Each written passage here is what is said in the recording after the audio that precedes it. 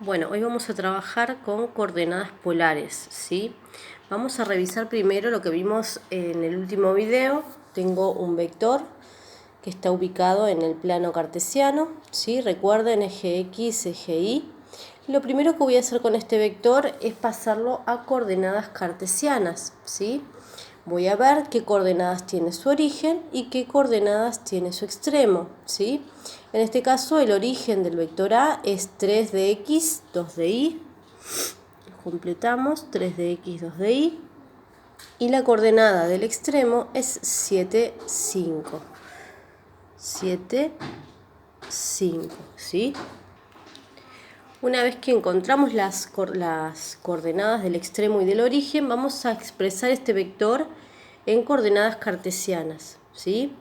Para expresar en coordenadas cartesianas vamos a hacer la resta. Extremo menos origen, o sea, nos va a quedar 7, que es la coordenada X del extremo, menos 3, que es la coordenada de X del origen. Y hacemos lo mismo con 5, coordenada de Y del extremo, menos 2, coordenada de Y del origen, ¿sí? Hacemos la cuenta, esto nos va a quedar 4, 3, ¿sí? Esto no hay que hacerlo, pero yo se los muestro para que lo sepan. Voy a marcar este punto 4, 3, que estaría acá, y voy a marcar cómo queda este vector trasladado al origen. Bien, ahí quedó el vector A. Ahora en coordenadas cartesianas lo que hago es trasladarlo al origen, ¿sí? Su origen va a ser 0, 0 y su extremo, en este caso, es lo que nos dio la resta 4, 3. Una vez que tenemos el vector expresado en coordenadas cartesianas, o sea, este sería el vector A expresado en forma cartesiana, lo que voy a hacer es expresarlo de forma polar. ¿Qué quiere decir expresar de forma polar? Lo que voy a considerar en este caso es el ángulo que este vector forma con el eje horizontal. Forma un ángulo al que vamos a llamar alfa. Vamos a calcular este ángulo, lo voy a llamar alfa. Y también voy a calcular la longitud de este vector, al que voy a llamar R, ¿sí? R en este caso va a ser la longitud del vector y alfa va a ser el ángulo que forma con el eje horizontal, ¿sí? Entonces, el vector A expresado de forma polar, le pongo P, va a estar formado en primer lugar por la longitud y en segundo lugar por el ángulo que forma con la horizontal, ¿sí? Para saber la longitud de este vector, lo que voy a hacer es aplicar esta fórmula, ¿sí? R, que sería la longitud, es igual a x cuadrado más y cuadrado. ¿Quién es x y quién es y? Lo voy a sacar de acá, ¿sí? Del vector expresado en forma cartesiana, recuerden que x siempre es la primera coordenada y es la segunda. O sea que acá donde está x voy a completar con 4 elevado al cuadrado, porque la fórmula lo eleva al cuadrado, más y, que sería 3 elevado al cuadrado, ¿sí? Todo esto está dentro de una raíz cuadrada. Hago la cuenta y me queda 16 por este lado más 9 por este.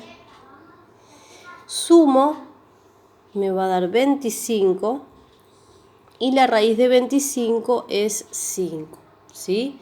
Entonces, cuando yo escriba A de forma polar, yo sé que la primera coordenada, que era R, su longitud, va a ser en este caso 5, ¿sí? Ya lo completo. Ahora, para saber alfa, alfa es el ángulo que forma con el eje horizontal, ¿sí? ¿Qué ángulo forma en este caso? Voy a hacer la siguiente cuenta. Alfa es igual a tangente a la menos 1 de y sobre x. Lo primero que tenemos que hacer acá es la división, o sea, y sobre x. Y recordamos que era en este caso 3 y x era 4. Acá voy a poner 3 dividido 4. Recuerden que la línea de fracción significa una división, ¿sí? Hacemos en la calculadora 3 dividido 4, me va a dar 0,75. Y ahora les muestro cómo aplicar tangente a la menos 1 en la calculadora científica, ¿sí? Tangente a la menos 1 de 0,75. Para poder aplicar tangente a la menos 1 vamos a hacer Shift, que es la tecla que tenemos acá. Una vez que apretamos Shift, apretamos la tecla TAN. Fíjense que arriba dice tangente a la -1.